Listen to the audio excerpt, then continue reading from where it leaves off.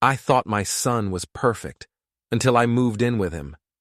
That's the kind of thing you tell yourself when you're 62, retired. That family is sacred. That the kid you raised, the one who got straight A's and never talked back, would actually give a damn when you're old and alone. I was wrong. The apartment was everything you'd expect from a tech entrepreneur making six figures.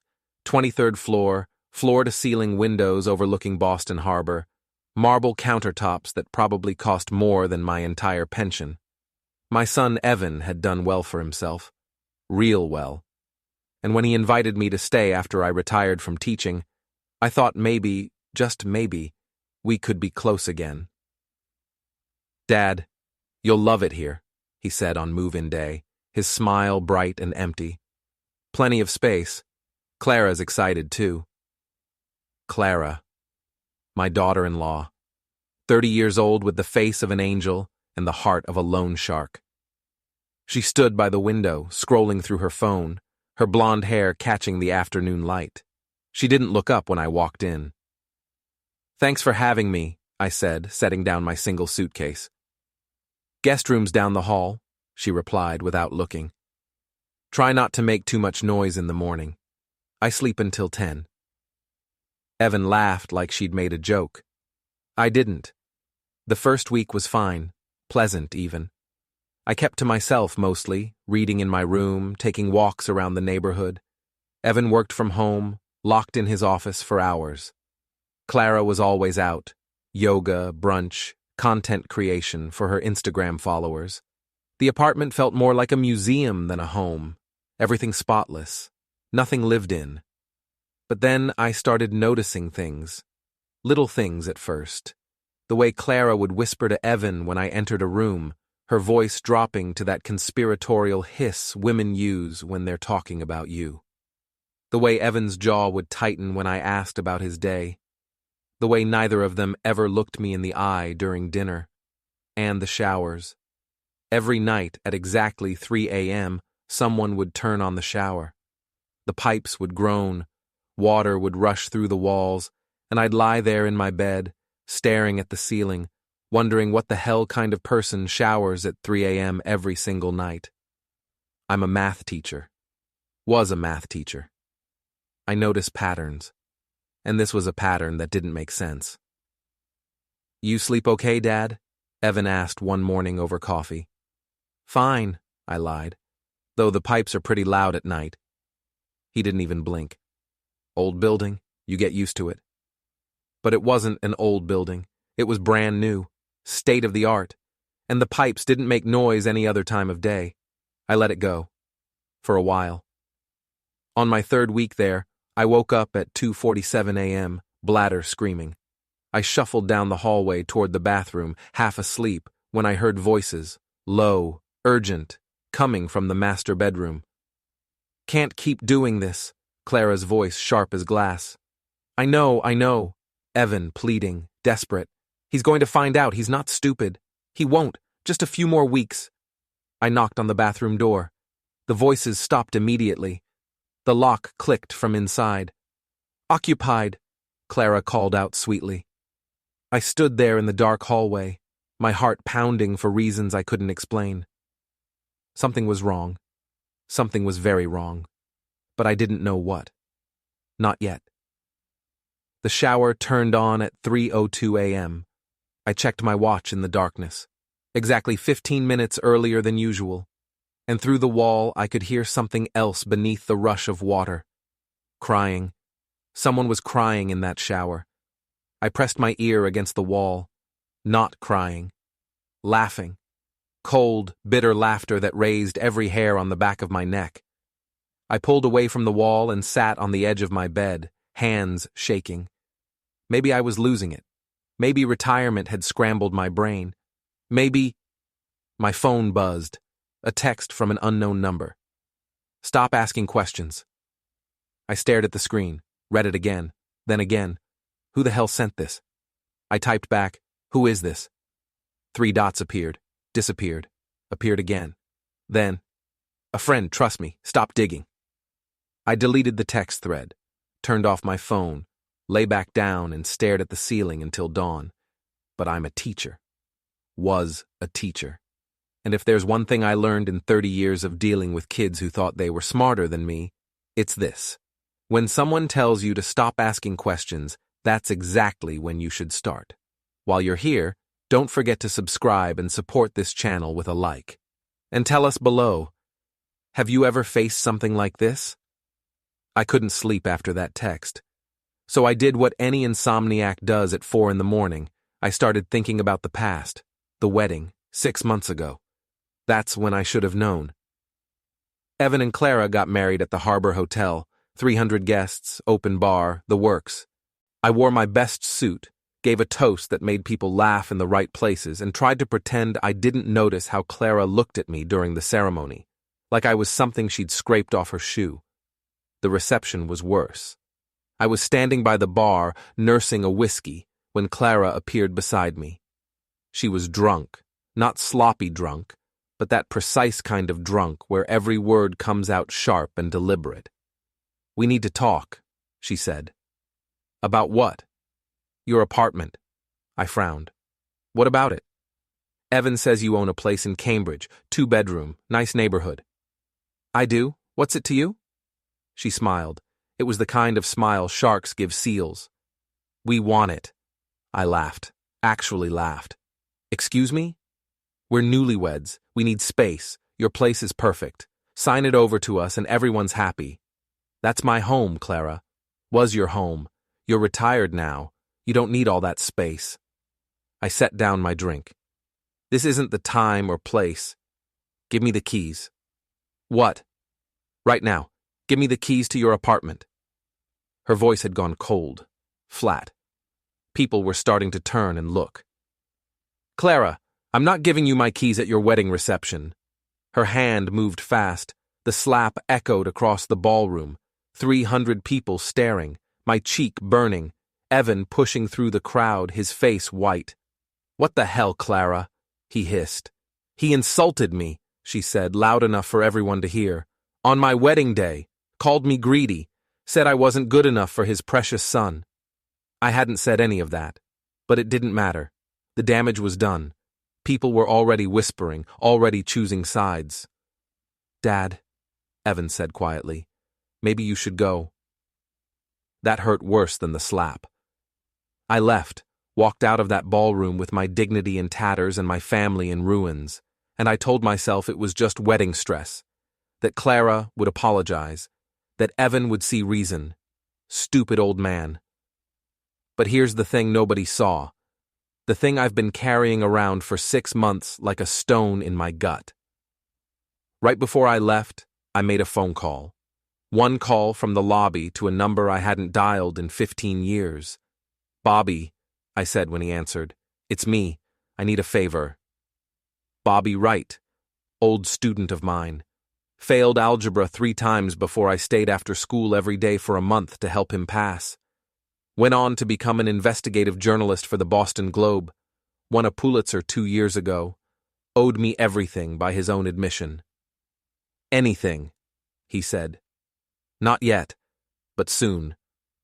I'll call when I need you." I hung up and went home. Alone. 20 minutes later, Evan called. "Dad, I'm so sorry. Clara's mortified. She wants to apologize." "It's fine," I lied. "No, it's not. Look, why don't you come stay with us for a while? After you retire, give us a chance to make this right." I should have said no. Should have seen it for what it was, bait on a hook. But I was lonely and tired and stupid. "Okay," I said. "I'd like that." 3 months later, I moved in, and the showers started.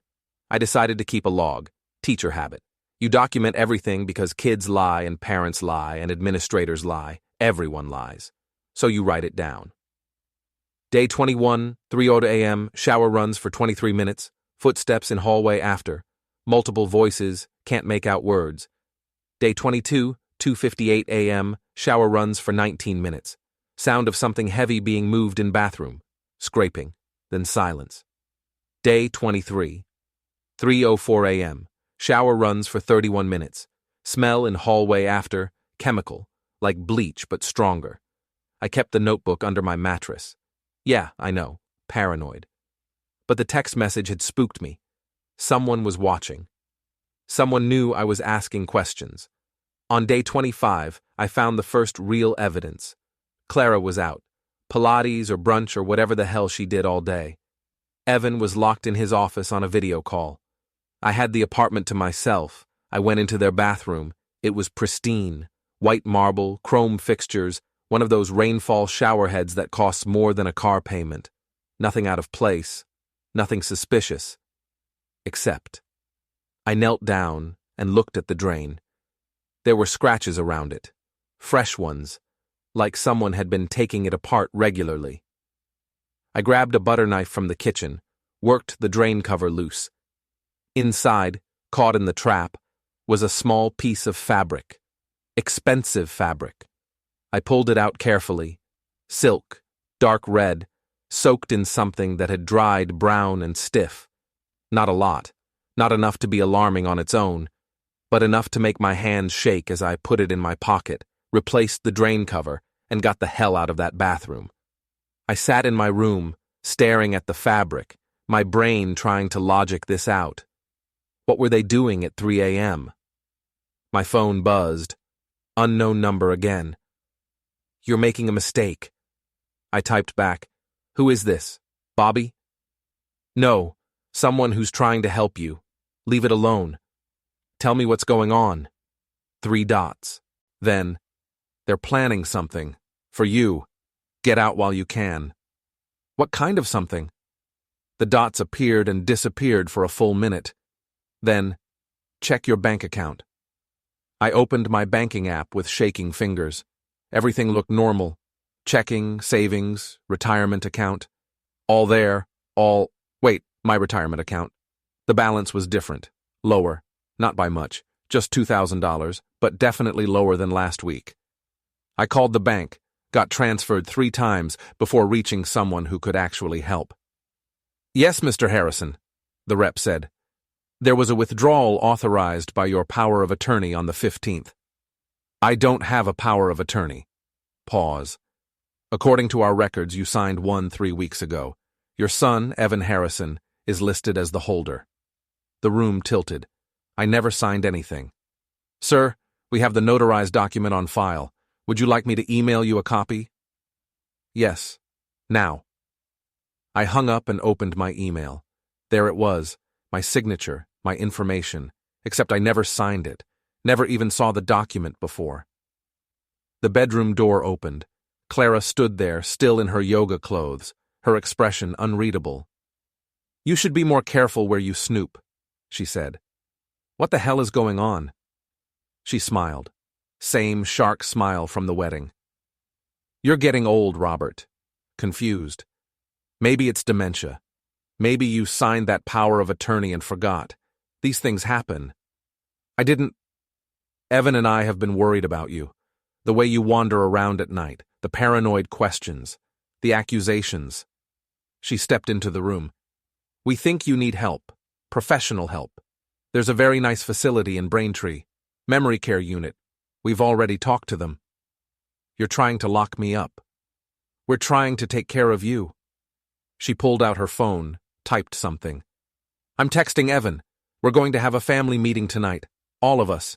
We're going to talk about what's best for you." She left. I sat there, mind racing, trying to piece together what the hell was happening. They'd forged my signature, stolen my money, and now they wanted to put me in a facility so they could take everything else. The apartment in Cambridge, my pension, everything I'd worked for. And the showers? What the hell did that have to do with anything? I grabbed my phone and dialed Bobby's number. He answered on the first ring. "I need that favor," I said. "What's going on?" "I'll explain later. Right now I need you to do something for me. Tonight. Can you come to an address I'm going to send you?" "What time?" 7. "And Bobby, bring a camera." Evan got home at 6. I heard him talking to Clara in the kitchen, their voices low and urgent. I stayed in my room packing a small bag with essentials, passport, cash, the fabric from the drain, the forged power of attorney document. If this went south, I needed to be ready to run. At 6:45, there was a knock on my door. "Dad, can we talk?" I opened it. Evan stood there looking tired. Actually tired, not the fake kind he'd been doing since I moved in. For a second, I saw my son again, the kid who used to help me grade papers on Sunday mornings, who called me every week during college just to chat. Then Clara appeared behind him, and the moment shattered. "Let's sit down," she said. "All of us, like adults." We went to the living room. They sat on the couch together. I took the chair across from them, putting the coffee table between us like a barricade. "We're worried about you," Evan started. "Cut the crap," I said. "I know about the power of attorney. I know you've been stealing from me." Clara's expression didn't change. "You signed that document yourself. I've never seen it before in my life." "Memory issues," she said to Evan, like I wasn't there. "Classic early-stage dementia." "I'm not demented, you manipulative—" "Dad, please." Evan held up his hands. "We're not trying to hurt you. We're trying to protect you and protect our interests. You're living in our home, using our resources. We think it's fair that you contribute." "Contribute? You forged my name." "We had your verbal permission," Clara said smoothly. "You just don't remember. The facility in Braintree has excellent care. They can help you with these memory problems." I wanted to flip the coffee table. Instead, I smiled. "What's going on at 3 a.m? They both froze, just for a second, but I saw it. The look they exchanged, the panic. "What are you talking about?" Evan asked. "The showers, every night, 3 a.m. on the dot. What are you doing in there?" "That's none of your business," Clara snapped. Her face went white. Actually, white. Evan grabbed her hand. "You went through our things?" His voice shook with something. Anger? Fear? I couldn't tell. "I went through a bathroom drain in a home I'm supposedly living in. So yeah, I'm asking questions. What are you doing?" The doorbell rang. Clara stood. "I'll get it." "Don't," Evan said. Too late. She was already at the door, opened it to reveal Bobby Wright, camera bag over his shoulder, press credentials visible on his jacket. "Evening," Bobby said cheerfully. "I'm here to see Robert Harrison." Clara tried to close the door. Bobby wedged his foot in. "Actually, I'm here to ask you both some questions. About financial elder abuse, forgery, and whatever the hell's been going on in this apartment at 3 a.m. I stood up. "Bobby, come in. Meet my son and his lovely wife." Evan's face had gone from white to red. "Dad, what did you do?" "What you should have done 6 months ago. I asked for help." I turned to Bobby. "Tell them what you found." Bobby pulled out his phone, swiped through some photos. 3 weeks ago, Robert called me, asked me to look into some things. His retirement account, the power of attorney, his apartment in Cambridge. He looked at Clara. "You've been busy, haven't you?" She said nothing. "The power of attorney's a forgery. Pretty good one, but the notary stamp's fake. I've already got a statement from the real notary saying they never signed off on it." He swiped again. "The retirement account withdrawals? Unauthorized. Bank's investigating now." Another swipe. "And the apartment in Cambridge? You filed paperwork to transfer the deed. Except Robert never signed those papers either." "You can't prove any of that," Clara said. "I'm a journalist, sweetheart. Proving things is literally my job." He looked at me. "You want to file charges?" Before I could answer, Evan lunged, not at me, at Bobby. Grabbed for the phone like he could delete the evidence if he just got his hands on it. Bobby sidestepped easily.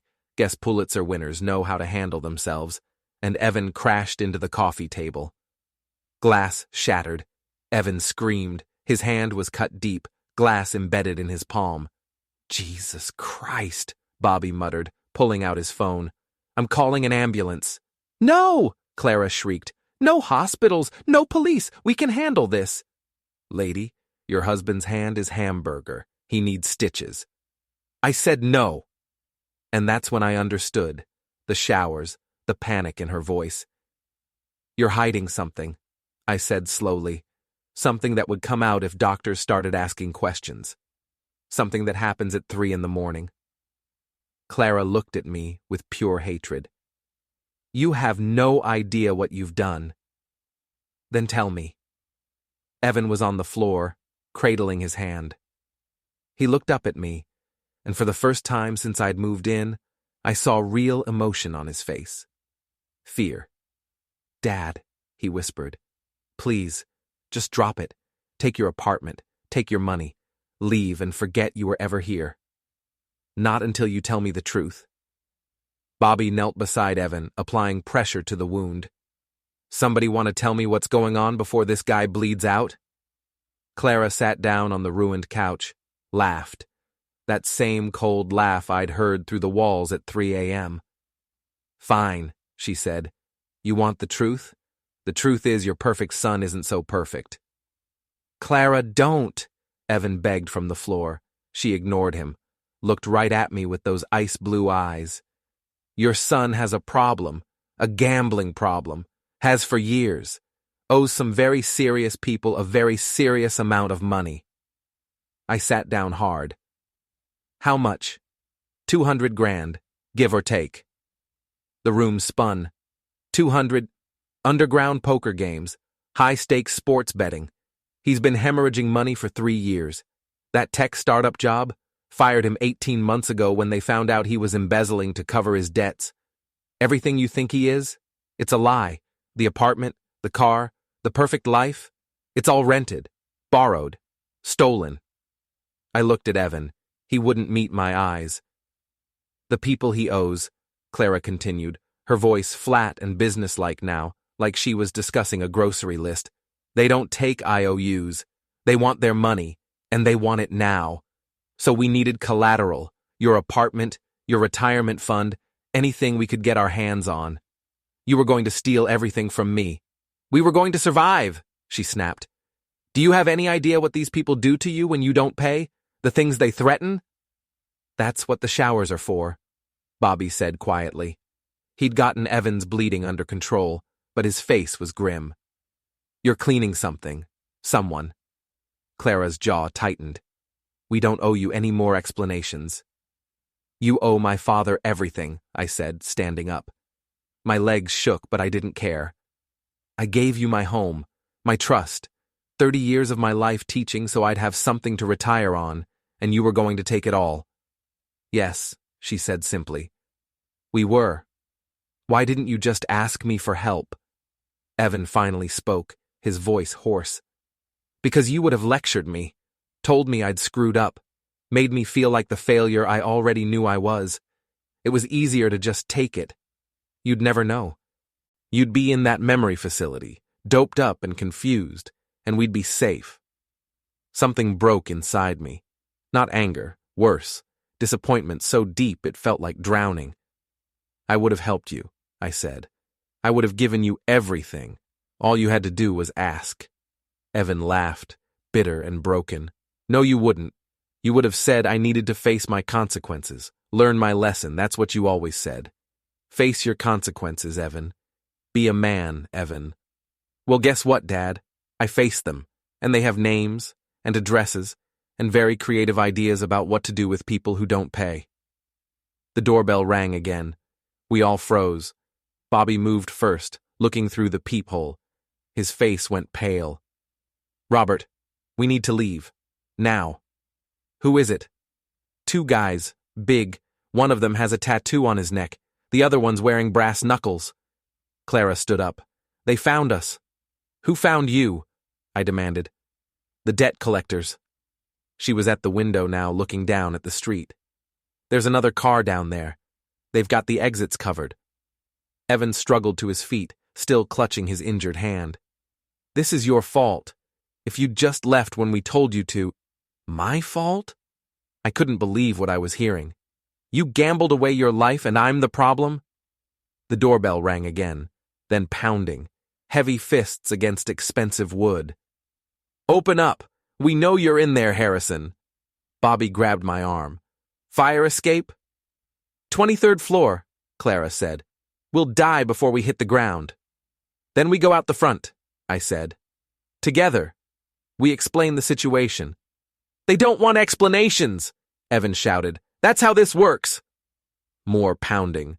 The door shook in its frame. We have 30 seconds before that door comes down, Bobby said, pulling out his phone. I'm calling the police. No, Clara lunged for him. You call the cops and they'll tell everyone what we owe. The publicity will destroy us. Every creditor we have will come calling. We'll lose everything. You've already lost everything, I said quietly. The door splintered. Crash. Crack. One more hit, and it would give. Dad! Evan looked at me, really looked at me for the first time in months. I'm sorry for everything. I know it doesn't matter now, but I'm sorry. The door burst open. 2 men filled the doorway. The one with the neck tattoo smiled. It wasn't a nice smile. Well, he said, looks like we got ourselves a party. Neck Tattoo stepped into the apartment like he owned it. His partner, brass knuckles glinting in the overhead light, followed close behind, shutting what remained of the door. Evan Harrison, Neck Tattoo said, his voice surprisingly soft. You've been a hard man to find. Tommy, listen, Evan started. No, you listen. You owe us $200,000. It's been 18 months. We've been patient, very patient. But patience has limits. His eyes swept across the room, landing on me. Who's Grandpa? Nobody, Clara said quickly. I'm his father, I said. And you're making a mistake. Tommy laughed. Am I? See, from where I'm standing, your kid owes me money he doesn't have. That makes him the one who made a mistake. Bobby had his phone out, recording. Tommy noticed. You a cop? Journalist. Boston Globe. And right now you're committing about 6 different felonies on camera. Cute. Tommy nodded to his partner. Brass knuckles moved fast, snatching the phone and smashing it against the wall. Pieces scattered across the marble floor. Now, Tommy continued, here's how this is going to work. You've got assets, this apartment, that fancy car in the garage, probably some jewelry, some electronics. We're going to take all of it. And if it's not enough, which it won't be, we're going to discuss alternative payment methods. Alternative? I asked. He smiled at me. I like you, Grandpa. You got spine. Yeah, alternative. See, your boy here has skills, connections, rich friends. He's going to help us with some jobs, move some products, maybe set up a few high-stakes games with those tech buddies of his, and he's going to keep doing that until his debt's paid. That could take years, Evan said. Then I guess you're going to be busy. Clara stepped forward. Take me instead. Everyone stared at her. She lifted her chin, defiant. I'm more useful than him. I've got 300,000 followers on Instagram, access to parties, events, rich people's homes. You want to expand your operation? I can get you in places he never could. Tommy considered this. Interesting offer. But here's the thing, sweetheart. I don't trust you. You've got that look. The kind of woman who'd sell out her own mother to save her skin. So no thanks. I'll stick with the gambling addict. At least I understand his motivations. We had a deal, Evan said desperately. You said if I could make the first payment by next week. That was before you disappeared. Before you stopped answering your phone. Before I had to waste my time and my guy's time tracking you down. Tommy's voice went hard. The deal's off. Now we do this my way. I cleared my throat. What if I could get you 50,000? Right now. Cash. Everyone turned to look at me again. Dad, don't... Evan started. 50 grand? Tommy raised an eyebrow. You got that kind of money, Grandpa? In my retirement account. I can transfer it tonight. Dad, no. That's your life savings. It's $50,000 toward your debt, I said, which buys you time. Buys us all time. Tommy crossed his arms. It's a start, but that still leaves 150 large on the table. Then take the apartment, the one in Cambridge. It's worth 300,000, easy. Sign it over, clear the debt, everybody walks away. Bobby grabbed my arm. Robert, you can't. Yes, I can. I looked at Evan, at my son, bleeding and broken on the floor of his fake life. I can, because he's my kid. And that's what you do. You save your kids, even when they don't deserve it. Tommy pulled out his phone, made a call, spoke quietly for a minute. Hung up. My boss says, okay, 50 grand tonight. Deed to the Cambridge place by end of week. We take the apartment as collateral until the paperwork clears. And your boy works for us for 6 months. Insurance policy. Make sure nobody tries anything cute. That wasn't the deal, I started. That's the deal now. Take it or leave it. I looked at Evan. He was crying. Actually, crying. Take it, he whispered. Please, Dad, just take it. I took it. Tommy and his partner left 30 minutes later, after I'd transferred the money and signed about a dozen documents I didn't read. The door hung crooked on its hinges. Bobby was the first to speak. Robert, I'm sorry. I should have. It's fine. It's not fine. You just gave up everything. No, I said, looking at Evan and Clara on the couch, holding each other like survivors of a shipwreck. I gave up money. That's different. Is it? Bobby asked. I didn't answer, because honestly, I didn't know. They let me stay in the apartment for 3 more days. Grace period, Tommy called it. Time to get my affairs in order before I had to vacate. Evan spent most of that time locked in his room. Clara avoided me entirely. Bobby called twice a day to check in, but there wasn't much to say. I'd been robbed, legally, completely, and there was nothing anyone could do about it. On the second night, I woke up at 3 a.m., old habits, lay there listening for the shower. It didn't come on. I got up, padded down the hallway. The bathroom door was open. Inside, sitting on the edge of the tub in the darkness, was Evan. Can't sleep? I asked. He jumped. Jesus, you scared me. Sorry. I sat down on the closed toilet lid. What are you doing in here? Remembering. Remembering what? He gestured around the bathroom. This is where I'd come. Every night at 3, when the anxiety got bad, when I couldn't breathe thinking about the debt, about the lies, about everything. I'd turn on the shower and just sit here. Let the sound drown out my thoughts, I said. Where'd that come from? He held up his injured hand. Even in the darkness, I could see fresh bandages. Sometimes I'd scratch, dig my nails into my skin until it bled. Stupid, I know, but it was the only thing that made me feel real. I didn't say anything. What could I say? I'm sorry, he whispered. For everything. For being weak. For lying. For trying to steal from you. You deserved better. Yeah, I agreed. I did. Are you going to forgive me? I thought about it. Really thought about it. I don't know. Ask me in a year. He nodded. Seemed to understand. Where will you go? Bobby's got a friend with a room to rent. It's not much, but it's mine. Legally. Dad, don't. We're past that now. I got up and left him sitting there in the dark. Went back to my room. Started packing the last of my things. My phone buzzed. That unknown number again. I'd forgotten about it in all the chaos. You did good. Saved your kid.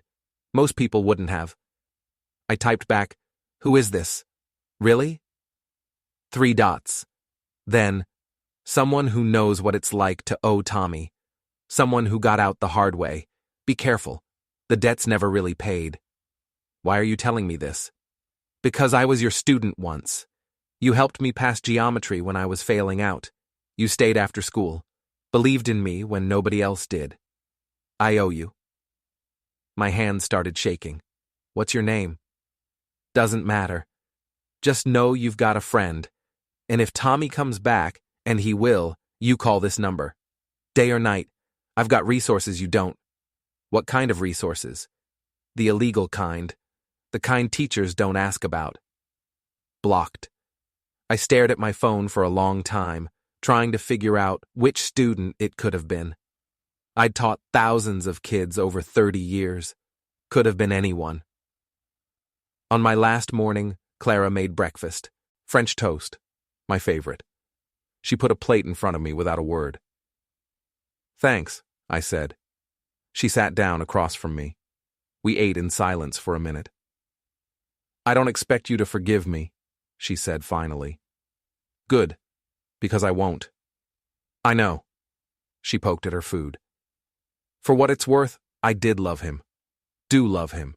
That wasn't fake. Love doesn't steal from people. No, but desperation does. She looked up at me. You think you would have done differently? If someone was threatening to hurt Evan? You think you wouldn't have done whatever it took? I would have asked for help. We did ask. You just didn't hear it. That stopped me. Made me think. Had there been signs? Things I'd missed because I was too busy judging? Too busy being disappointed? When? I asked. 6 months ago, at the wedding, before the fight. Evan tried to talk to you, tried to explain that he was in trouble. You said, and I quote, "You're a grown man now. Time to handle your own problems." I remembered that conversation. Vaguely. I'd thought he was talking about work stress, about normal adult problems. He should have been clearer, I said. He was ashamed, and you're not exactly the easiest person to admit failure to. That hit harder than I wanted to admit. So this is my fault? No, it's our fault. All of us. But maybe if we'd talked more, trusted each other more, maybe it wouldn't have come to this. I finished my French toast, stood up. Maybe, but we'll never know. Bobby picked me up at noon, helped me carry my 2 suitcases down to his car. Evan didn't come out to say goodbye. Clara waved from the window. I didn't wave back. You okay? Bobby asked as we drove away. No, but I will be. Robert, I've been doing some digging. Into Tommy, into his organization. This isn't over. These guys don't just take the money and walk away. They own people. Forever. I know. Evan's going to be working for them, doing illegal things, things that could get him arrested. You understand that? I watched Boston slide past the window. Gray sky, gray buildings, gray life. He made his choices. He's still your son. Yeah, I said quietly. He is. Bobby dropped me off at a small apartment in Dorchester. 3rd floor walk-up, 1 bedroom, shared bathroom down the hall. The room smelled like old cigarettes and mildew. There were water stains on the ceiling. The window looked out at a brick wall. It was perfect. I unpacked my things, set up my laptop on the rickety desk, made the bed with the sheets I'd brought from the luxury apartment, sat down and tried to figure out what the hell I was going to do with the rest of my life. My phone rang. Unknown number, but not the same one from before. This one I recognized. Sort of. Hello? Mr. Harrison? This is Detective Sarah Chen, Boston Police. I need to ask you some questions about an incident that occurred 3 nights ago at 447 Harbor Boulevard. My stomach dropped. What kind of questions? The kind that are better asked in person. Can you come down to the station? Am I under arrest? No, sir. We just need your statement. There's been an accusation made. We need to verify some facts. What kind of accusation? Pause. Financial elder abuse. Filed by your son and daughter-in-law. They're claiming you coerced them into signing over property, that you threatened them, that you brought criminals to their home. I couldn't breathe, couldn't think. That's not what happened. Then come tell us what did happen. Tomorrow morning, 9 a.m. Ask for me at the front desk. She hung up. I sat there on my lumpy mattress in my terrible apartment and started laughing. Couldn't help it. The absurdity of it all. I'd given them everything, saved them from debt collectors, sacrificed my entire retirement, and they were accusing me of elder abuse? My phone buzzed. Text from that first unknown number, the former student. I heard, "Don't go to the station. It's a trap. Tommy's got cops on his payroll. They'll arrest you. Make the charges stick. By the time you get out, your son will have cleaned out everything you have left." What do I do? You fight back, the right way, the smart way. Meet me tomorrow, I'll send you an address. Come alone, trust no one. I should have been scared, should have been furious, should have felt something other than this cold, calculating calm that settled over me like a blanket. But I'm a teacher, was a teacher. And if there's one thing I learned in 30 years of dealing with kids who tried to cheat, lie, and manipulate their way through life, it's this. Eventually, you run out of patience. Eventually, you stop being the nice guy. Eventually, you fight back. The address led me to a coffee shop in Cambridge. Small place, hipster crowd. Nobody paid attention to an old man nursing black coffee in the corner booth. At 10 a.m., someone slid into the seat across from me. Female, mid-30s, short dark hair, wearing a leather jacket and an expression that said she'd seen things, survived things. "Mr. Harrison," she said, "you probably don't remember me." I studied her face.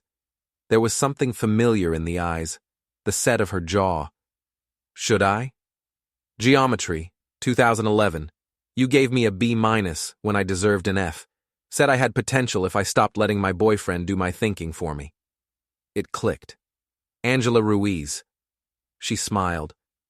Haven't gone by that name in 8 years. These days, I'm just Angie, and I work in private security. That's a polite way of saying something illegal. Depends on your definition of illegal. I find people who don't want to be found, recover things that were taken, solve problems that can't be solved through normal channels. And you want to help me because I gave you a B-? I want to help you because you saw me, really saw me. When I was 17 and stupid and heading down a bad road, you pulled me aside after class, told me I was smarter than I was acting, that I deserved better than the loser I was dating. You gave me a book about women mathematicians, changed my whole perspective. I remembered that conversation, vaguely. You have hundreds of them over the years. Most don't stick. What happened to the boyfriend? Dumped him, joined the army, learned some things, got out, started my business. She leaned forward. Now I help people like you, people getting screwed by people who think they're smarter. I don't have money to pay you. I don't want money. I want to take down Tommy Volkov. He's a cancer on this city, and your son just gave me the perfect way in. I sipped my coffee. I'm listening. Angie pulled out a tablet, swiped through some files. Tommy runs his operation through a network of legitimate businesses, dry cleaners, restaurants, real estate companies. Your son's going to be working at one of them, probably the real estate company. They use gambling addicts to run high-stakes games and expensive properties. Targets are rich tech guys who think they're too smart to get caught. So we let Evan do exactly what Tommy wants. Set up the games, bring in the marks.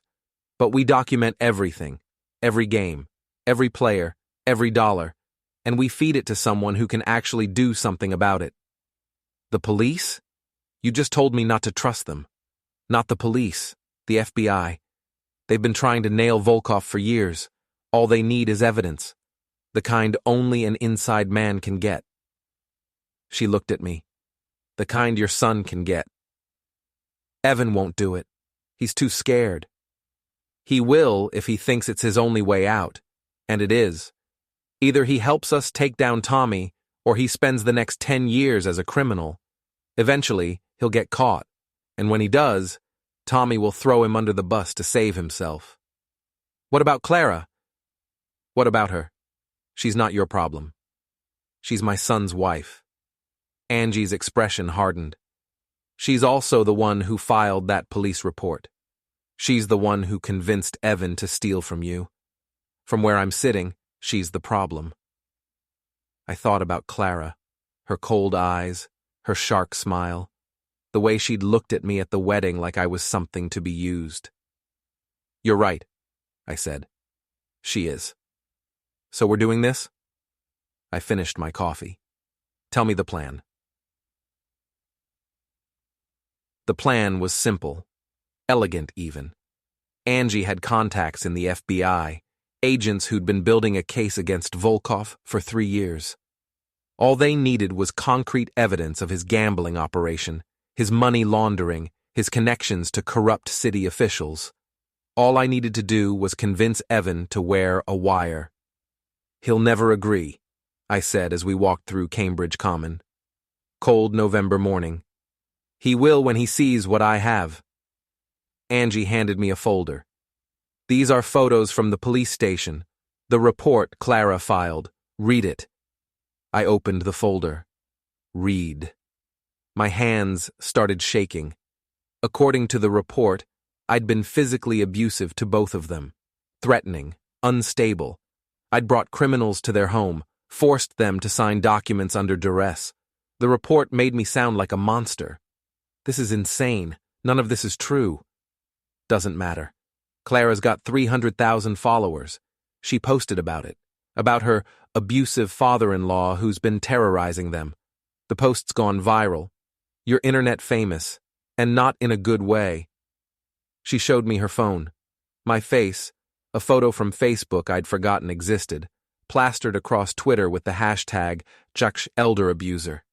Thousands of comments. People saying I should be in jail. I'm ruined. No, you're motivated. Clara thinks she's destroyed you, but she just gave us leverage. Angie took back the folder. Show this to Evan. Show him what his wife did. Make him see that she's not trying to protect him. She's trying to protect herself, and she's willing to sacrifice you and him to do it. That won't be enough. Then add this. She handed me another document. Financial records. Clara's been skimming from their joint account. $30,000 in the last 6 months, transferred to an account in her name only. Evan doesn't know about it. How did you get this? Don't ask questions you don't want answers to. I looked at the records, looked at her. You're asking me to destroy my son's marriage. I'm asking you to save his life. Clara's going to leave him the second things get hard. She's already got her escape plan. That 30 grand, that's her getaway money. She'll disappear and leave Evan holding the bag. Is that what you want? No, it wasn't. But destroying his marriage? That felt wrong, even after everything. Give me 1 day, I said. Let me try talking to him first, without the blackmail. You've got 24 hours. Then we do this my way. I called Evan that afternoon. He didn't answer. I tried again, and again. Finally, on the 7th call, he picked up. What do you want? To talk. Just talk, please. Silence. Then, fine. But not at the apartment, and not alone. Where? The public garden, tomorrow morning, 10 o'clock, by the swan boats. He hung up. I spent that night rehearsing what I'd say, how I'd explain that he had a choice, that he could still save himself, that I wasn't the enemy. But when I got to the public garden the next morning, Evan wasn't alone. He was with Tommy. Surprise, Tommy said, that same soft voice that didn't match his neck tattoo. Your boy here thought this conversation needed a mediator. Evan wouldn't look at me. He stared at the frozen pond where the swan boat sat covered for winter.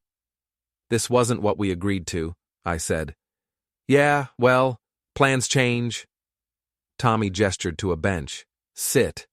Let's talk like civilized people. I sat, mainly because my legs were shaking. What do you want? Same thing you want, for this situation to resolve peacefully. See, I've been thinking about our arrangement, about the apartment, about Evan working for me, and I've realized something. He leaned back, arms spread across the bench like he owned it. I don't need Evan. He's a liability. Junkie gambler with daddy issues and a wife who posts their life on Instagram. That's not the kind of employee I need. Then let him go. I will. For a price. I already gave you everything. Not everything. You've got friends. Like that reporter. And that woman you met with yesterday. Yeah, I know about her. Angela Ruiz, private security, former military. She works for people who want to hurt me. I don't know what you're talking about. Don't insult me. I've got eyes everywhere. I know you're planning something. I know the FBI's been sniffing around, and I know that if I let this play out, I'm looking at 20 years in a federal prison. He leaned forward. So here's what's going to happen. You're going to call off your dogs. Tell the reporter there's no story. Tell Angie to back off, and in exchange, I clear Evan's debt. All of it. You get your son back. Everybody wins. Except justice. Tommy laughed. Justice? That's rich. You think justice exists? You think anyone gives a damn about some gambling addict and his scheming wife? About an old man who got conned by his own kid? He stood up. This is the real world. In the real world, people like me win. People like you lose. That's just how it works. No, I said. No? No, I'm not calling anyone off.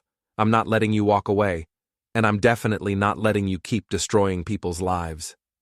Tommy's expression didn't change, but something shifted in his eyes. Something dangerous. That's disappointing. I was hoping we could do this the easy way. Dad, please. Evan finally spoke. Just do what he says. I'm not worth it. You're right. You're not. But that's not why I'm doing this. Tommy pulled out his phone, made a call, spoke quietly, hung up. Okay, hard way it is. He nodded to someone behind me. I turned. 2 men were walking toward us, big guys, the kind who get paid to hurt people. You're going to beat up an old man in a public park? No, I'm going to have a conversation, and you're going to listen very carefully. Tommy's voice went flat. You've got a nice little apartment in Dorchester, 3rd floor, shared bathroom. Your neighbor's a nurse named Patricia, works night shift, comes home around 7 a.m., sleeps until 3. Very predictable. Don't. Your reporter friend Bobby lives in Somerville with his wife and 2 kids, girls, 9 and 12. They walk to school every morning, same route, same time. I swear to God. And Angela Ruiz, she's got a sister in Worcester, disabled, multiple sclerosis, lives alone, gets by on disability checks and weekly visits from Angie. I couldn't breathe, couldn't think. Now, Tommy continued, I'm a reasonable man. I don't want to hurt anyone, but if you keep pushing this, if you keep trying to play hero, people are going to get hurt, people you care about, and it'll be your fault, your choice. He leaned in close. So choose wisely, old man. Walk away. Let Evan pay his debt the way we agreed, and everyone stays safe, or keep playing detective and see what happens. He walked away. His men followed. Evan stayed on the bench, head in his hands. I'm sorry, he whispered. I told him you'd back off if he threatened you. I thought it would help. You thought threatening my friends would help? I thought it would keep you alive. He looked up, and his eyes were red. You don't get it, Dad. These people don't bluff. They don't make empty threats, and it'll be because of me. Because I was stupid and weak and couldn't handle my own problems. I sat there watching ducks paddle across the half-frozen pond, thinking, calculating, weighing options. Finally, I said, Tell me about the first time you gambled. What? The first time. When did it start? He blinked, confused by the question. College, sophomore year, poker night with my roommates. I won $300. It felt amazing, like I was good at something, like I had power. And it spiraled from there. Yeah, bigger games, higher stakes. By the time I graduated, I owed 50 grand. I've been chasing that first win ever since, trying to feel that power again. Do you feel powerful now? He laughed, bitter and broken. No. Good, because power's an illusion. Real strength is admitting you need help. Real courage is facing your consequences. I stood up. I'm not backing off. I'm not letting Tommy win. And I'm not letting you destroy yourself. No, they won't. Because I'm going to give them what they really want. What's that? I smiled. It wasn't a nice smile. A bigger fish. I called Angie from a payphone. Yeah, they still exist. Yeah, I felt like I was in a spy movie. Yeah, it was ridiculous. But Tommy had taught me something important. Assume everyone's listening. "It's me," I said when she answered. "We need to meet, now, and bring your FBI contacts." "What happened?" "Tommy threatened my friends. Yours too. He knows we're planning something." "Damn it! I should have been more careful." "It's not your fault, but we need to move fast, before he follows through." "Where are you?" "Haymarket. Coffee shop on the corner. 30 minutes. I hung up and ordered the worst coffee I'd ever tasted. Sat in the window watching people rush past. Normal people with normal problems. Jobs and mortgages and kids' soccer games. I envied them. Angie showed up with 2 men in suits. FBI was written all over them. Clean shaves, conservative ties, eyes that cataloged everything. "Robert Harrison," one of them said, shaking my hand. "I'm Agent Miller. This is Agent Park. We understand you have information about Tommy Volkov's operation." "I have better than information. I have access." They exchanged glances. "Explain." "My son works for Volkov. He's being forced to set up high-stakes gambling operations. He has access to everything. Client lists, money transfers, properties. Everything you need to make your case. We'd need him to cooperate. Wear a wire. Testify." "He will." "You sure about that? From what Angie told us, your son's pretty scared." "He is, but he's also my son, and I know how to reach him." I leaned forward. "But I need something from you first." "What?" "Protection. For my friends, Bobby Wright and his family, Angela Ruiz and her sister, and Patricia, my neighbor. I need them covered 24/7 until this is over." "That's a lot of resources for a case we haven't even built yet." "Then build it. Fast. Because if anything happens to any of them, the deal's off. Evan doesn't cooperate. Volkov walks. Your case dies." Agent Miller studied me. "You're not what I expected." "What did you expect?" "A victim. You're not acting like a victim." "That's because I'm not. Not anymore." I finished my terrible coffee.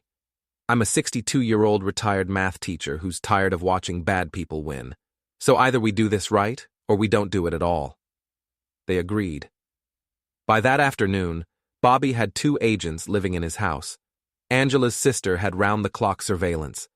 Patricia thought she'd won some kind of security upgrade lottery and kept baking cookies for her new bodyguards. And I went to see my son. Evan opened the door looking worse than I'd ever seen him. Unshaven, hollow eyes, the bandage on his hand filthy and coming loose. "Where's Clara?" I asked. "Spa day. Won't be back until tonight." "Good. We need to talk, really talk, no interruptions." He let me in. The apartment looked different, emptier. They'd already started packing, getting ready to run, probably, leave me holding the bag for everything. We sat in the living room, same couch where this nightmare started. "Dad, if you're here to lecture me, I'm here to offer you a way out." That stopped him. "What?" "The FBI wants Volkov. They've been building a case for years. All they need is inside access. You can give them that." His face went white. "You want me to wear a wire? Are you insane? He'll know. These people always know." "Not if we're smart about it. Not if we plan this perfectly." "There is no perfect plan. This is real life, not some cop show. People die doing this kind of thing.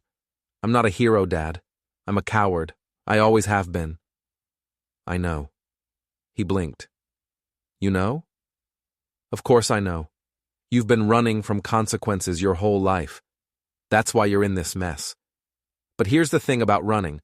Eventually, you hit a wall. And you've hit yours. So now you have 2 choices. You can keep running and spend the rest of your life looking over your shoulder, waiting for Tommy to decide you're not useful anymore.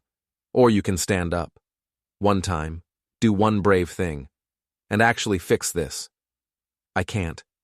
Yes, you can, because I'll be with you, every step. You don't understand what you're asking. I understand perfectly. I'm asking you to risk your life to make things right.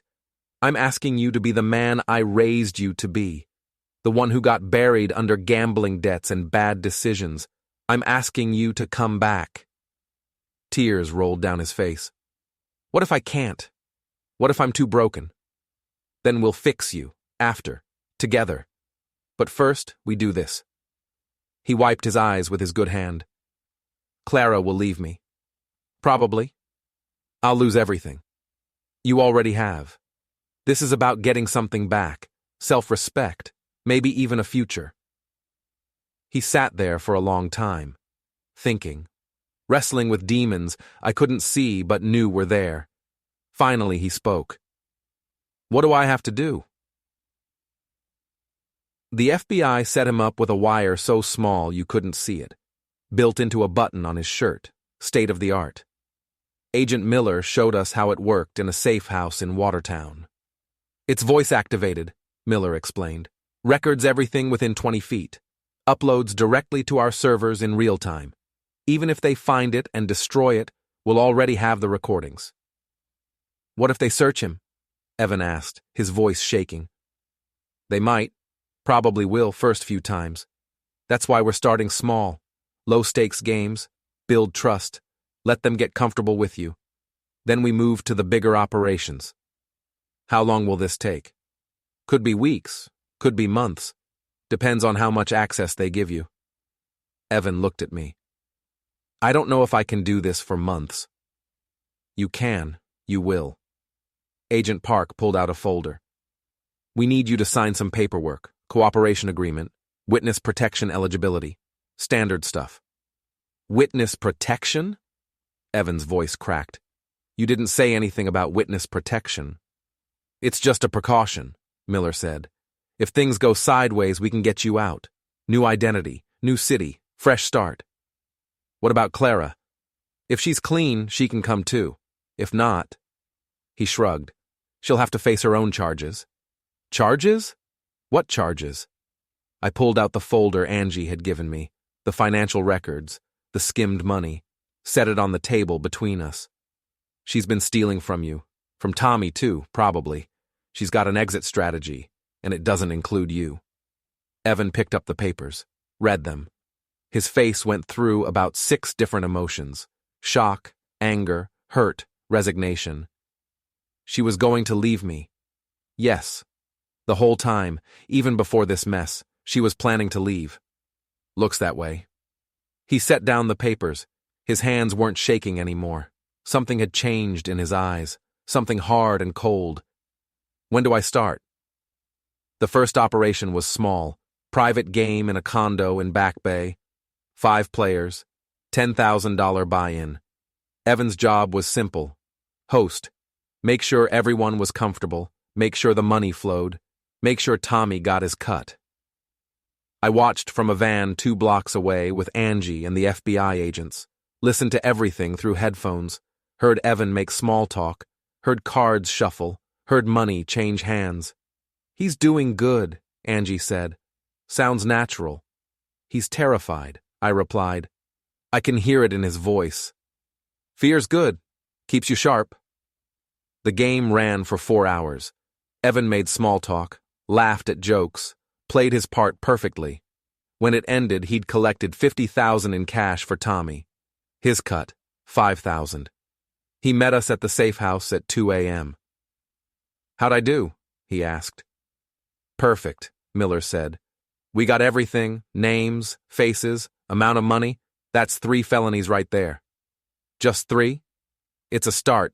Next time will be bigger. But there wasn't a next time. Because when Evan got home at 3 a.m., Clara was waiting, and she knew. You're working with the FBI. Not a question, a statement. Clara sat on the couch in the darkness, her phone glowing in her hand. Evan froze in the doorway. What? Don't lie to me. I saw the transcripts. Someone sent them to me. Every word you said tonight. Every word they said to you. Someone's watching you. Watching us. Clara, I can explain. Explain what? That you're a snitch? I'm trying to save us. She laughed. That cold laugh I'd heard through the walls. Save us? There is no us. There never was. This was always temporary, a means to an end. I thought you understood that. I loved you. You loved the idea of me, the perfect wife. the Instagram influencer with the pretty face. But you never actually knew me. Never bothered to look beneath the surface. She stood up, walked to the window. Tommy's known about your dad's plan for a week. He's got people inside the FBI, people on his payroll. They told him everything. He's been letting you play detective, letting your father think he's being clever. And the whole time, he's been building a case against you. What kind of case? Embezzlement, money laundering, fraud. Turns out that gambling debt you owe? Most of it's from money you stole from his operations. Money you pocketed and blamed on bad luck. He's got records, proof, enough to put you away for 20 years. That's not true. I never stole from him. Doesn't matter if it's true. He can prove it. And when he does, you're done. The FBI can't protect you from prison. And your father?